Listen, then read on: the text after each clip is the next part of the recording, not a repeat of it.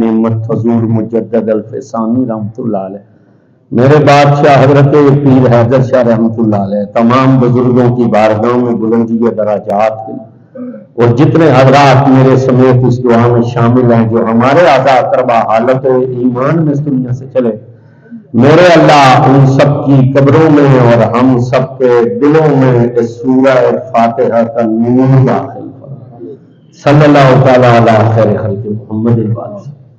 الحمدللہ رب العالمین والعاقبۃ للمتقین والصلاة والسلام علی سید الانبیاء والمرسلین، اما بعد فاعوذ باللہ من الشیطان الرجیم، بسم اللہ الرحمن الرحیم، فلا وربک لا یؤمنون حتی یحکموک، قال اللہ تعالی فی الکلام المجید والفرقان الحمید، ان اللہ وملائکتہ یصلون علی النبی یا ایھا الذین آمنوا صلوا علیہ وسلموا تسلیما۔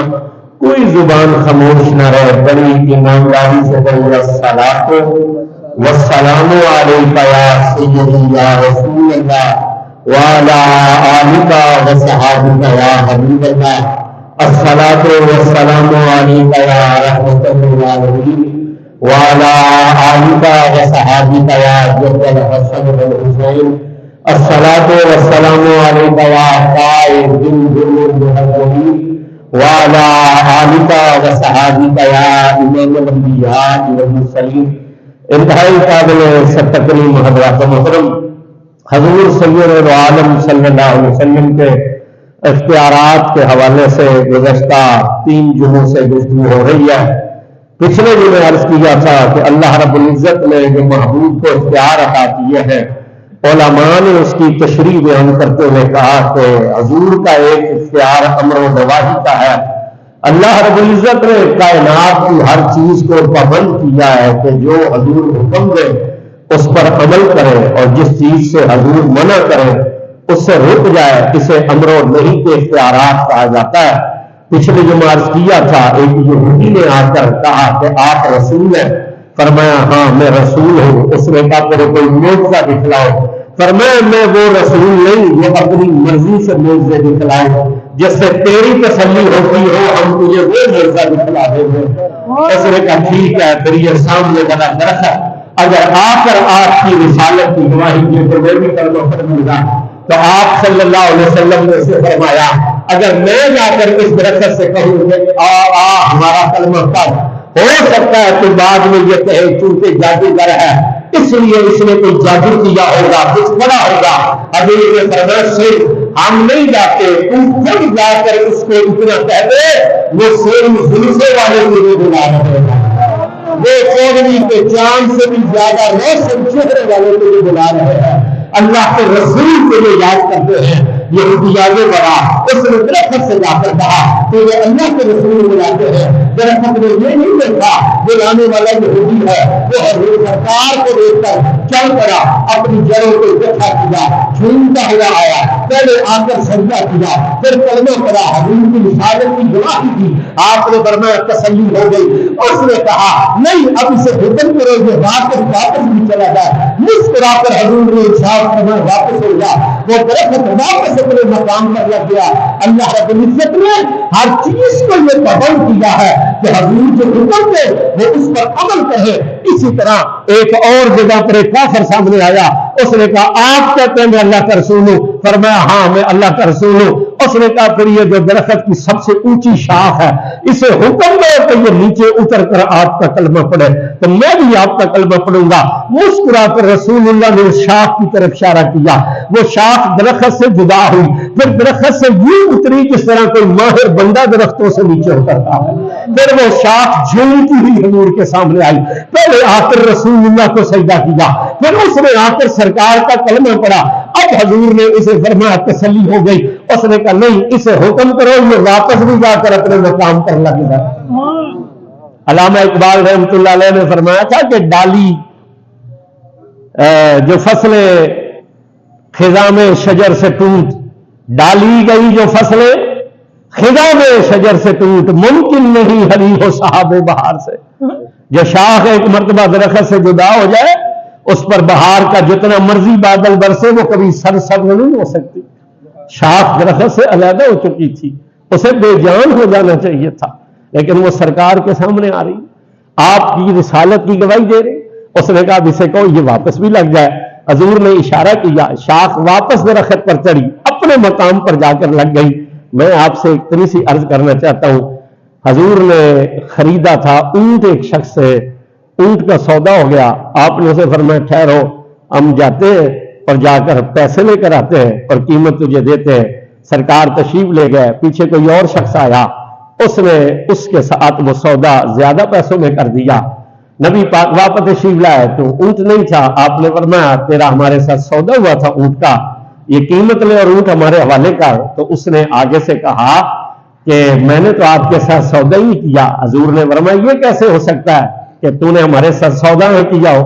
سودا ہوا تو ہم قیمت لینے گئے تھے، اب بازار تھا چونکہ، اب بازار میں جب حضور سید العالم کی اس سے بات ہوئی تو لوگ اکٹھے ہو گئے کہ یہ کیا تکرار ہے، یہ دستور ہے دنیا کا۔ جب لوگ اکٹھے ہوئے، اب اس نے دیکھا کہ لوگ اکٹھے ہیں تو اس نے کہا ٹھیک ہے، اگر آپ کا یہ دعویٰ کہ میں نے آپ کے ساتھ سودا کیا تو کوئی گواہ پیش کرو، کوئی گواہ لے کر آؤ۔ اب جب سرکار اس کے ساتھ اونٹ کی قیمت طے کر رہے تھے، گواہ تو تھا کوئی نہیں۔ ایک صحابی قریب کھڑے تھے، جب اس نے کہا نا گواہ پیش کرو، اب سرکار کے پاس گواہ تو تھا نہیں، وہ فوراً آگے بڑھے، انہوں نے کہا میں گواہی دیتا ہوں کہ آپ نے اس کے ساتھ اونٹ کا سودا کیا، میں گواہی دیتا ہوں آپ نے اس کے ساتھ اونٹ کا سودا کیا۔ جب یہ کہا تو وہ اسے ناچار پھر وہ اونٹ سپرد کرنا پڑا، تو سرکار نے ان سے بعد میں فرمایا کہ جب ہم اس کے ساتھ سودا کر رہے تھے تو وہاں تو موجود نہیں تھا، تو نے گواہی کیسے دے دی؟ تو انہوں نے عرض کی یا رسول اللہ، میرے ماں باپ آپ پر قربان، جب آپ رب سے ملاقات کر رہے تھے ہم وہاں پر بھی تو ساتھ کوئی نہیں تھے، آپ نے فرمایا اللہ ایک ہے تو ہم نے اسے ایک مان لیا۔ اگر آپ کی زبان پر ہم اللہ سے ایک مان سکتے ہیں تو ان کی تو حیثیت کچھ نہیں ہے، ان کی حیثیت کیا ہے؟ اب یہ انہوں نے اپنا حق غلامی عطا کی، انہوں نے اپنا حق محبت ادا کیا، لیکن پھر آپ جانتے ہیں حضور کی بارگاہ میں ادھار تو ہوتا ہی کوئی نہیں۔ سبحان اللہ، بالکل نہ بولنا تو سرکار کی بارگاہ میں ادھار تو کیا ہی نہیں جاتا۔ جب اس نے یہ حق محبت عطا کیا تو حضور نے فرمایا سن، کائنات میں ہر مرد کی گواہی ایک ہے، مگر میں محمد آج کے بعد اعلان کرتا ہوں جس کے حق میں تو گواہی دے گا تیری گواہی دے کے برابر سمجھی جائے، جس کے حق میں تو گواہی دے گا، صحابی ہو کر گواہی دے تو دو کے برابر، تو پھر وہ جو شاخ رسول اللہ کی گواہی دینے آ رہی ہے، وہ جو شاخ رسول اللہ کی گواہی دے رہی ہے۔ صحابہ فرماتے ہیں پورے درخت پر اتنا پھل نہیں لگتا تھا جتنا اس اکیلی شاخ پر پھل لگتا تھا۔ حضور نے حکم دیا، وہ واپس اپنے مقام پر پہنچ گئے۔ ہر چیز پابند ہے نبی پاک صلی اللہ علیہ وسلم کے حکم کی۔ یہ اکرمہ بن ابو جہل بڑا حسین و جمیل تھا، جب مکہ فتح ہوا تو یہ مدینے سے بھاگ گیا، سرکار سے ایک مرتبہ آمنا سامنا ہوا، حضور نے فرمایا کلمہ پڑھیں، اس نے کہا نہیں پڑھیں گے، یہ نکل گیا یمن چلا گیا۔ جب یمن پہنچی فوج تو اس نے دیکھا، اس نے سوچا یہ تو روئے زمین کے ہر کونے پر آ جائیں گے، تو پھر کیا کروں؟ کلمہ پڑھوں تو باپ کی ناک نہیں بچتی، باپ کا ناک کٹتا ہے، کلمہ نہ پڑھوں تو ان سے بچ نہیں سکتا۔ تو اس نے سوچا کشتی میں بیٹھتے سمندر میں چھلانگ لگاتے، جان ختم ہو جائے گی، نہ زندہ رہیں گے، نہ کلمہ پڑھیں گے، نہ باپ کی ناک کٹے گی۔ کشتی میں بیٹھا، جب کشتی سمندر میں پہنچی اس نے چھلانگ لگائی، جب سمندر میں چھلانگ لگائی اللہ نے سمندر کو حکم کیا اسے غرق نہیں کرنا، میرے یار نے اسے مسکرا کر دیکھ لیا، سمندر کے پانی میں اسے اچھال کر باہر پھینکا۔ وہ سمجھ گیا یہ تو سمندر بھی ان کا غلام ہے، تو وہ مدینے کی طرف چل پڑا۔ جب وہ مدینے پہنچا تو حضور مدینے سے باہر تشریف لا رہے، ایک ندی کے کنارے پر آمنا سامنا ہوا، حضور نے مسکرا کر دیکھا، فرمایا کیا پروگرام ہے؟ اس نے کہا جو آپ کا پروگرام ہے وہی اب ہمارا بھی پروگرام ہے۔ حضور نے فرمایا پھر پڑھ کلمہ۔ اس نے کہا ایسے نہیں پڑھیں گے، یہ جو ندی کے پار पत्थर है, इसे हुक्म दीजिए कि ये तैरता हुआ है, अगर ये आपका कलमा पढ़ेगा तो मैं भी आपका कलमा पढ़ लूंगा। मुस्कुराकर रसूलुल्लाह ने पत्थर को हुक्म दिया, उसे इशारा किया, वो जिसकी आंखें नहीं थी ना उसने हजूर के इशारे को देख लिया, और जिसका दिमाग नहीं था उसने हजूर की बात को समझ लिया, और जिसके कान नहीं थे उसने मुस्तफा की आवाज को सुना, और जिसके पांव नहीं थे वो चलने लगा, जिसके बाजू नहीं थे वो पानी पर तैरने लगा, तैरता हुआ रसूलुल्लाह के सामने आया। वरना पत्थर पानी पर नहीं तैरा करते, मगर कोई तैराने वाला हो तो पत्थर भी पानी पर तैरने शुरू कर देते। मैं तैरता हुआ सरकार के सामने आया। नबी पाक ने फरमाया बदला मैं कौन हूँ? उसने फसीह जुबान से कहा अशहदु अन्ना इलाहा इल्लल्लाह व अन्ना ला शरीका लहू व अशहदु अन्ना मुहम्मदन अब्दुहु व रसूलुहु। अल्लाह एक है, ला शरीक है, आप इसके सच्चे रसूल और इसके बंदे हैं। जब उसने कलमा पढ़ा हबीब ने फरमाया तसल्ली हो गई। उसने कहा अब इसे हुक्म करो मैं वापस नहीं अपनी जगह पर चला। नबी पाक ने इशारा किया, पत्थर वापस तैरता हुआ अपने मकाम पर पहुंचा। यह नबी पाक की शान है, जिस चीज को हुक्म करे वो पाबंद। हजरत अबू हुरैरा फरमाते रसूलुल्लाह सफर में थे, आपने कज़ाए हाजत फरमानी थी, तो वहां चटियल मैदान था। जिन लोगों ने मक्के और मदीने के दरमियान सफर किया वो इस बात को समझते हैं कि चारों तरफ रेत ही रेत, जहां तक नजर जाती है रेत ही रेत है, और पहाड़ है स्याह रंग के, ओट नहीं है, वहां पर कोई झाड़ियां शाड़ियां तो है, कहीं कहीं पर अब कहीं वो कोई दरख्त उन्होंने कुछ वहां के मखसूस लगाए हुए वो है, वरना रेत ही रेत है। हजूर ने कज़ाए हाजत फरमानी, नबी पाक ने एक दरख्त की टहनी को पकड़ा और हुक्म दिया चल मेरे पीछे। हजरत अबू हुरैरा फरमाते वो यूं हजूर के पीछे चलने लगा जिस तरह ऊंट मालिक के पीछे चलता है। सुभान अल्लाह, जोर से हो चाहिए, जिस तरह ऊंट अपने मालिक के पीछे चलता है। नबी पाक एक मकाम पर लाए और उसे फरमाया रुक जा, वो रुक गया। फिर हजूर दूसरे दरख्त के पास तशरीफ ले गए, उसकी शाख को पकड़ा और फरमाया चल हमारे पीछे। वो हजूर के पीछे ये चलने लगा जिस तरह का पालतू जानवर अपने मालिक के पीछे चलता है। उसी मकाम पर लाकर हजूर ने उन्हें हुक्म दिया आपस में मिल जाओ और मेरे लिए साए की जगह बनाओ। वो दरख्त ने आपस में अपनी टहनियां जोड़ी, हजूर के लिए साए की जगह बनाई, पर्दे की जगह बनाई। हजूर अंदर तशरीफ ले गए, उन्होंने चारों तरफ से पर्दा कर दिया। हजूर ने कज़ाए हाजत फरमाई और बाहर तशरीफ लाए और फिर हुक्म दिया कि जाओ अब अपने अपने मकाम पर चले जाओ। तो वो दोनों दरख्त जो थे वो चलते चलते अपने मकाम पर चले गए। मैं आप लोगों से एक अर्ज करना चाहता हूं, हमारे यहाँ कुछ जट भाई हमारे तशरीफ लाते हैं, ये बंद के पार से या मुख्तलिफ इलाकों से।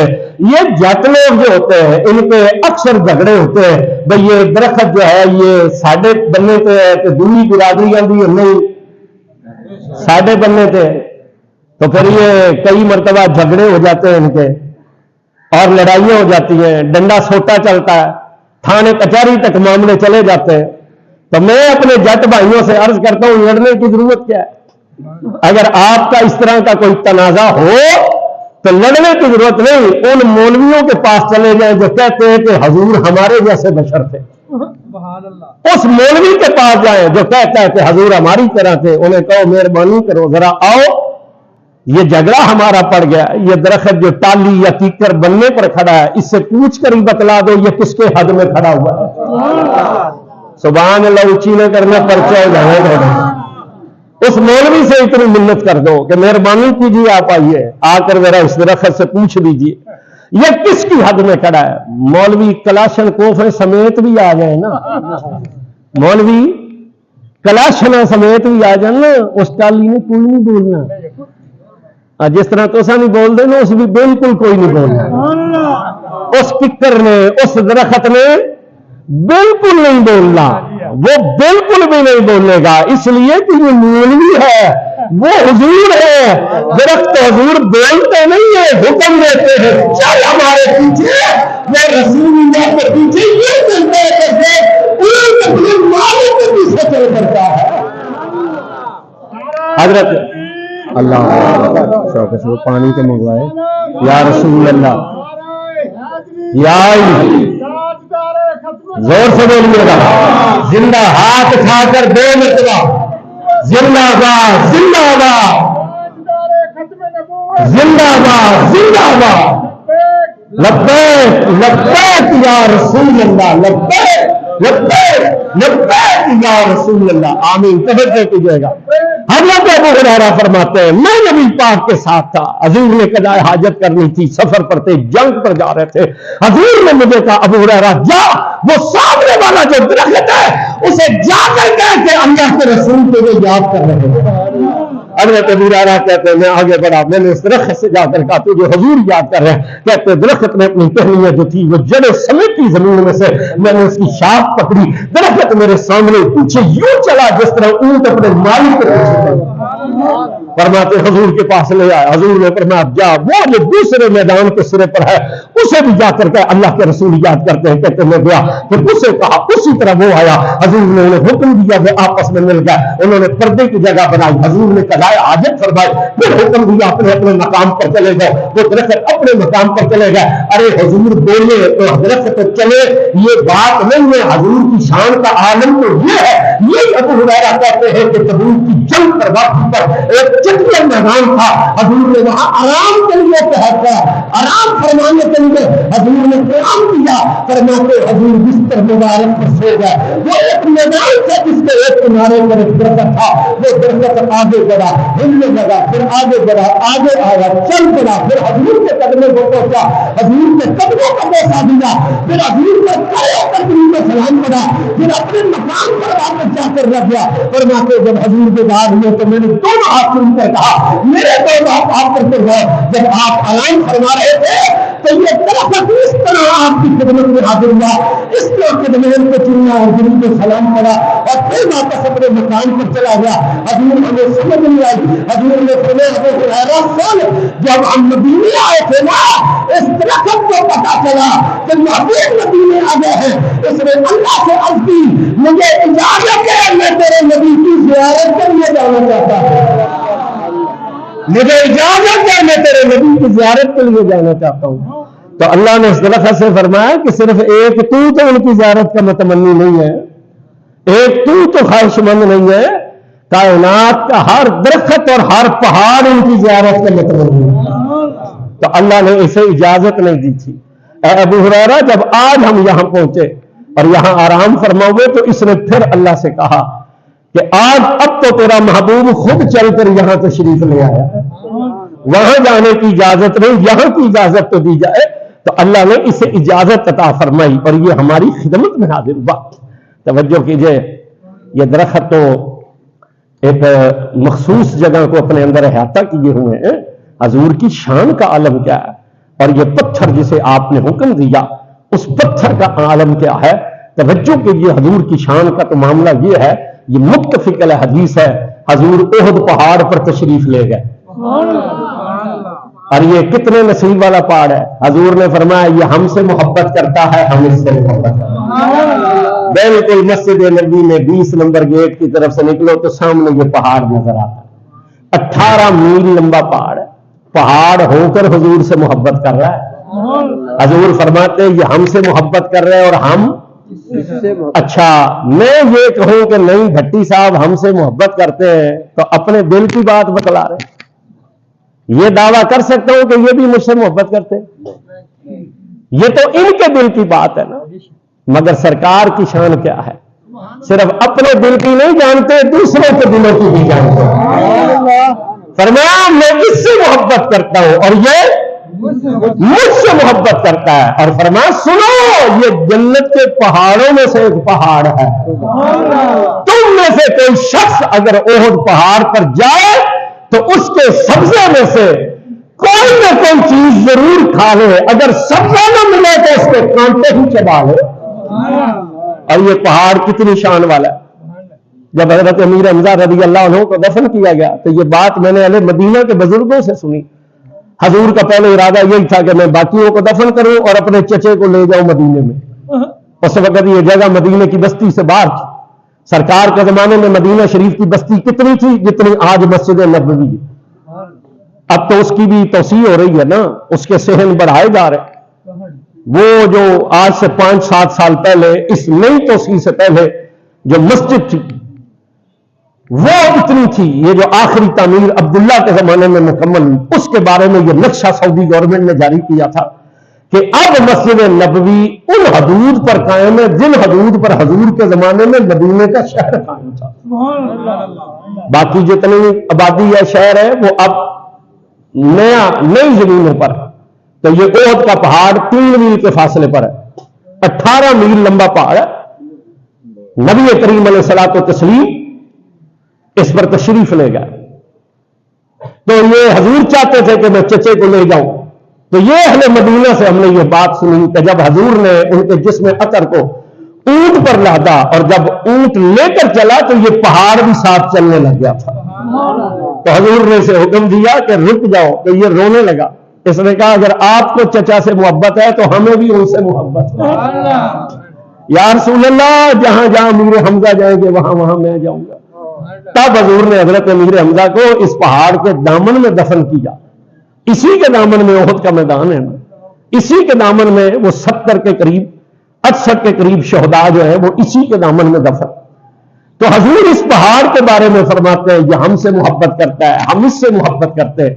یہ جنت کے پہاڑوں میں سے پہاڑ ہے. سوچو تو صحیح, پہاڑ ہو کر حضور سے محبت کرے تو جنتی ہو جاتا ہے, امتی ہو کر محبت کرے گا تو اگر پہاڑ ہو کر محبت کرے تو جنتی ہو جاتا ہے.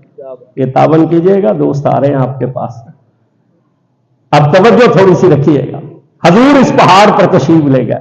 اب میں یہ 2-3 مرتبہ بتلا چکا ہوں یہ کتنا لمبا پہاڑ ہے. اونچا بولیے ذرا.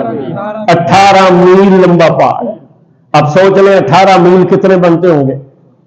یہ 12 میل کا تو ہمیں اندازہ ہے کہ 26 سے جو اگلا اڈا وہ 12 میل کہلاتا ہے. اب 18 میل آپ خود لگا لو, 6 میل اس میں اور ڈال لو, کتنا بڑا پہاڑ. حضور تشریف لے گئے. ساتھ میں حضرت ابو بکر صدیق ہے, حضرت عمر ہے اور حضرت عثمان. جب نبی پاک اس پہاڑ پر جلوہ گر ہوئے تو اس پہاڑ نے جب دیکھا کہ اللہ کا محبوب مجھ پر جلوہ گر ہے تو وہ خوشی سے جھومنے لگا. وہ خوشی سے بولیے گا ذرا.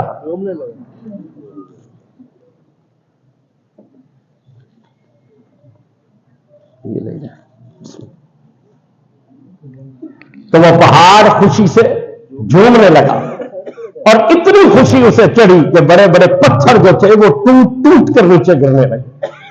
جب سرکار نے یہ عالم دیکھا کہ میرے یہ خوشی سے وارفتہ ہو رہا ہے, یہ دیوانہ ہو رہا ہے خوشی سے, تو حضور نے جب یہ عالم دیکھا کہ میرے دوستوں کو میرے یاروں کو تکلیف پہنچے گی تو نبی پاک نے ٹھوکر ماری اس پہاڑ کو اور فرمایا اسکن جا اور پرسکون ہو جا, تجھ پر ایک نبی ہے, ایک صدیق ہے اور 2 شہید تجھ پر موجود ہے. تجھ پر ایک نبی ہے, ایک صدیق ہے, 2 شہید موجود ہے. اللہ نہ کرے زلزلہ آ جائے, بیٹھے رہو گے یا بھاگ جاؤ گے مسجد سے؟ نہیں, ایڈے دلیر کوئی نہیں. تو جنہوں کو بولے نہیں جاندے انہیں بیٹھے رہنا. زلزلہ آ جاتا ہے تو ہم کیا کرتے ہیں, عمارتوں سے نکل جاتے ہیں, کھلی جگہ بھاگتے ہیں. تو صرف بھاگتے ہیں کہ کوئی کلمہ شریف بھی پڑھنا شروع کر دیتے ہیں. بولے نا, کلمہ شریف پڑھتے ہیں. تو زلزلہ آیا تھا. زلزلہ کیا ہوتا ہے؟ ہلنا ہی ہوتا ہے زمین کا. زمین ہلے تو زلزلہ, تو پہاڑ ہلے تو پھر زلزلے کی کیفیت زیادہ ہوگی یا کم ہوگی؟ آواز نہیں آ رہی, پچھلے نہیں بول رہے آپ. ابھی تو ایک پہلا دن جمعہ ٹھنڈا ہوا ہے تو آپ بالکل ہی چپ کر گئے. تو جنوری کے جمعوں میں پتہ نہیں کیا ہوگا. تو پہاڑ جب ہلا تو زلزلے کی کیفیت زیادہ تھی یا کم تھی؟ تو پھر حضور کو دوڑ جانا چاہیے تھا, حضور کو بھاگنا چاہیے تھا, نیچے اتر جانا چاہیے تھا اور استغفار پڑھنی چاہیے تھی کہ یہ کیا ہوا, ہم اوپر چڑھے تو زلزلہ آ گیا. معافی مانگنی چاہیے تھی, استغفار پڑھتے, بھاگ کر نیچے اترتے, خود بھی کلمہ پڑھتے, اپنے یاروں کو بھی کلمہ پڑھاتے. چلو خود نہیں بھاگے, نبی سے کلمہ خود نہیں پڑھا, یاروں کو نہیں پڑھایا, استغفار نہیں پڑھی, اللہ کا ذکر نہیں کیا, تو اللہ سے دعا مانگ لیتے. دعا کرنی چاہیے تھی کہ نہیں کرنی چاہیے؟ ہاتھ اٹھاتے, یا اللہ ہم تو گھومتے گھومتے آ گئے تھے, ہمیں کیا پتا تھا کہ ہم آئیں گے تو یہاں یہ ہو جائے گا. بولے نا, حضور کو دعا مانگنی چاہیے تھی. ہمیں کیا خبر تھی کہ ہم اس پر چڑھیں گے تو یہ ہلنے لگ جائے گا, مہربانی کر اسے روک دے. مانگی دعا حضور نے, بولیے گا اونچی آواز, مانگی دعا.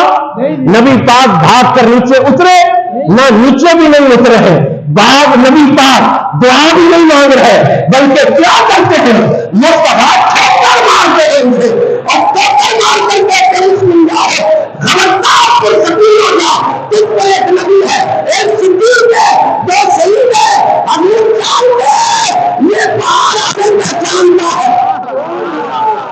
یہ پہچانتا نہ ہوتا نبی کبھی اپنا تعارف نہ کراتے، فرماتے تو سبیل ہو جا، حکم دیتے ٹھوکر مار کر۔ اگر نبی میں اور عام بندوں میں فرق نہیں ہے، حضور کی ٹھوکر کا اثر نہیں ہونا چاہیے تھا، حضور نے ٹھوکر ماری، پہاڑ پرسکون ہو جا، مصطفیٰ نے کہا پرسکون ہو جا، تجھ پر ایک نبی ہے، ایک صدیق ہے، دو شہید ہے، بھائی پہاڑ کے کام نہیں ہے، مگر حضور مخاطب ہے، پہاڑ سن رہا ہے، نبی اپنا بھی تعارف کراتے ہیں، یاروں کا بھی تعارف کرا رہے ہیں۔ اس حدیث میں چند مسئلے حل ہوئے۔ پہلا تو نبی پاک کا اختیار ثابت ہوا کہ پہاڑ جتنا بھی بڑا تھا مگر حضور کے حکم کا پابند تھا۔ جب مصطفیٰ نے ٹھوکر ماری، روکا کہ نہ روکا؟ آواز نہیں آ رہی آپ حضرات؟ روک کیا کہ نہ روکا؟ پھر نبی پاک میں خاطب ہوئے، آپ نے اس سے کلام کیا، توجہ کرنا، توجہ، ٹھوکر لگائی ہے رسول اللہ نے، صرف ٹھوکر، ہم بھی ٹھوکر لگاتے ہیں مگر ہماری ٹھوکریں سواریاں تیز کرتی ہیں، یا رسول اللہ نے ٹھوکر لگائی ہے، سرکار کی ٹھوکر سے 18 میل لمبا پہاڑ خاموش ہو گیا، ٹھوکر سے 18 میل لمبا پہاڑ پرسکون ہو گیا، پھر مخاطب ہو کر اسے تعارف کرا، سن تجھ پر ایک نبی ہے، پھر کہا ایک صدیق ہے، دو شہید ہے، یہاں علم غیب بھی بتلایا آپ نے، علم غیب اپنا ظاہر کیا۔ آج تک کمینے لوگ کہتے ہیں نا حضور کا دیوار کے پیچھے کا دنیا نہیں، یہ تو حضور کا ظاہری زمانہ ہے، پھر 2.25 سال صدیق اکبر نے خلیفہ بننے، پھر 10 سال حضرت عمر نے خلافت کرنی ہے، تو تب جا کے شہید ہونا ہے۔ اگر یہ سرکار کی ظاہری حیات کا آخری سال بھی ہے نا، اسی سال اگر حضور پردہ فرما گئے تو 12.25 سال بعد حضرت عمر نے شہید ہونے، نبی پاک حضرت عمر کی شہادت کی خبر پہاڑ کو دے رہے تھے، پہاڑ کو، پتھروں نے نبی کی اس خبر کو مانا مگر پتھر نہیں مانتا، پتھر مان گیا۔ حضور نے کہا ایک نبی ہے، ایک صدیق ہے اور 2 شہید ہے، یہ بھی بتلا دیا، ابو بکر تبھی موت پائے گا، عمر عثمان شہادت کی موت پائیں گے۔ کون کب مرے گا، کیسے مرے گا، کہاں مرے گا، کوئی نہیں جانتا کوئی نہیں، مگر اللہ کے بتلانے سے اللہ کا محبوب ضرور جانتا ہے، اللہ کے بتلانے سے اللہ کا محبوب ضرور جانتا ہے۔ توجہ کیجیے گا، ہر چیز نبی پاک کے حکم کی پابند ہے۔ ارے ہم زمین کی باتیں آپ کے سامنے کیا کریں، توجہ کرنا، اونٹ ویسی ہو گیا ہے، پاگل ہو گیا، ہلکا ہو گیا، لوگ گھبرا گئے، وہ ایک باغ میں داخل ہو گیا، انصار نے باغ کا دروازہ بند کر دیا، شور مچ گیا، حضور سید دو عالم کو خبر ہوئی ہے، آپ تشریف لے گئے ہیں، آپ نے فرمایا کھولو اس کا دروازہ، عرض کی وہ وحشی ہے، دیوانہ ہے، کاٹنے کو دوڑتا ہے، حضور نے فرمایا چاہے وحشی ہے چاہے دیوانہ مگر جانتا ہے کہ میں اللہ کا رسول ہوں۔ حضور نے فرمایا ہمیں جانتا ہے، تشریف لے گئے نبی پاک۔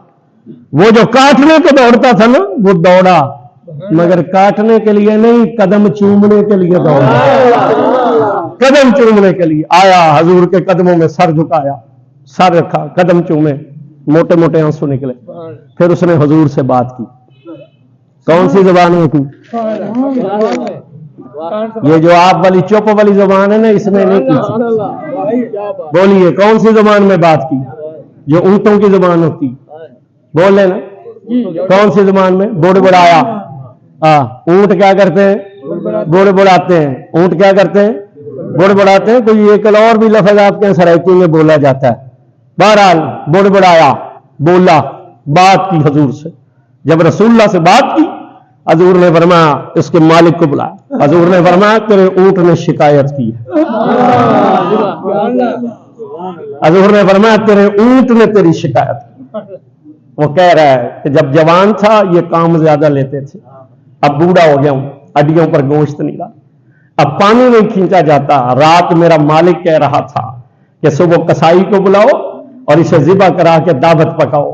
یا رسول اللہ میں نے ساری زندگی ان کی خدمت کی، مگر آج یہ میرے ساتھ یہ سلوک کرنے لگے۔ حضور میں پاگل نہیں ہوں، میں دیوانہ، میں ویشی نہیں ہوں، یہ تو میں نے آپ سے ملاقات کے لیے ایک طریقہ نکالا تھا، یہ تو ملاقات کے لیے ایک ڈھنگ اختیار کیا تھا۔ نبی پاک نے فرمایا یہ شکایت کرتا ہے تمہاری کہ تم اس سے کام زیادہ لیتے رہے ہو اور کھانا تھوڑا دیتے، اب یہ کمزور ہو گیا ہے تو تم اپنے بیٹے سے کہہ رہے کہ اسے ذبح کر دو۔ اس نے کہا یا رسول اللہ آپ نے بالکل حق فرمایا، رات میں نے اپنے بیٹے سے ہی۔ حضور نے ارشاد فرمایا ایسا کرو اسے ذبح نہ کرو، تم اسے بیچ دو۔ حضور نے فرمایا ایسا کرو اسے ذبح نہ کرو، اسے جب حضور نے یہ فرمایا نا تو وہ آگے سے اس انصاری صحابی نے عرض کی یا رسول اللہ اسے کون خریدے گا؟ اس کی تو ہڈیوں پر گوشت بھی نہیں ہے، نہ یہ کھیتی باڑی کے کام آ سکتا ہے، نہ پانی نکالنے کے کام آ سکتا ہے، نہ وزن اٹھا سکتا ہے، یہ تو اتنا کمزور ہے کہ اسے چلا بھی نہیں جاتا، اسے کون خریدے گا؟ لوگ صحت مند اونٹ خریدتے ہیں، لوگ اس اونٹ کو لیتے ہیں جو پانی نکال سکے کنویں سے، کھیتی باڑی کے کام آ سکے، سفر کے کام آ سکے، یہ تو کسی کام کا بھی نہیں رہا، اسے کون خریدے گا؟ جب انصاری نے کہا یہ کسی کام کا نہ رہا، اسے کون خریدے گا؟